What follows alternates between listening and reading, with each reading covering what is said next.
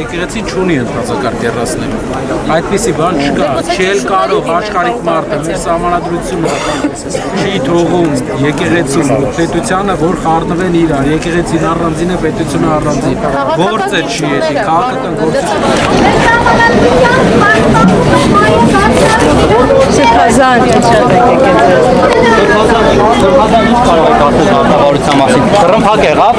Տրմփակ էր, հա։ Ինչ-որ հարց կա, որ պետք է քննարկեն, դրա համար ինչ-որ բան պետությունը իդեմս քննչական մարմնի դատախազության եւ դատարանի ներխուժել է եկեղեցու ներքին կյանք։ Սա արգելված է ինչպես օրենքներով, այնպես էլ միջազգային իրավունքով։ Հիմա ինչևիցե ունենք այս ամոթալի իրավիճակը, որտեղ մենք այսօր գտնվում ենք։ Այսօրվա դատական նիստի հետ կապված տեղեկացնեմ ինչ տեղի ունեցավ։ Ուրեմն ինչպես գիտեք, սկզբնական փուլում քննարկվում է դատավորի բացարկի հարցը, դատավորը ինքնաբացարկ հայտնեց, հրաժարվեց այս գործը քննելուց, Հակոբ Մանուկյան հրաժարվեց, ըստ էության դատավորը նաև հանդիսացել է փաստաբան, ես այլ մանրամասներ չեմ ներկայացնի, ենք ասեմ ինչ որ նաև հայտնի է, նա հանդիսացել է փաստաբան եւ իր ուսումնառության եւ արտոնագիր տալու ժամանակ արտոնագիրը ես եմ հանձնել, բայց իմ անձնական կարծիքով դա բացարկի հիմք չէր, բայց դատավորը հաշվի առնելով, որ դա կարող է կասկած առաջացնել, դատավորը ինքնաբացարկ հայտնեց,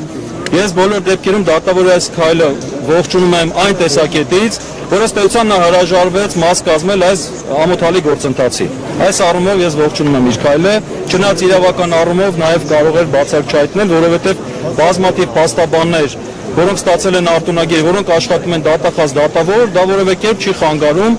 որ իրենք իրենց ծառայական լիազորությունների մեջ կատարեն իրենց պարտականությունները, բայց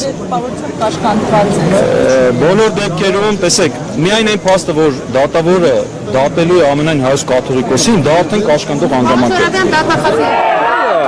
Ինչ ես գոռում։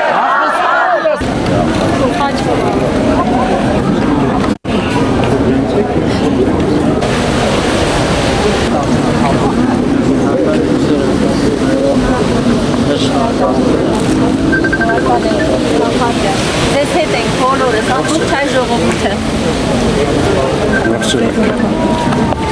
Ապիկ, բոլոր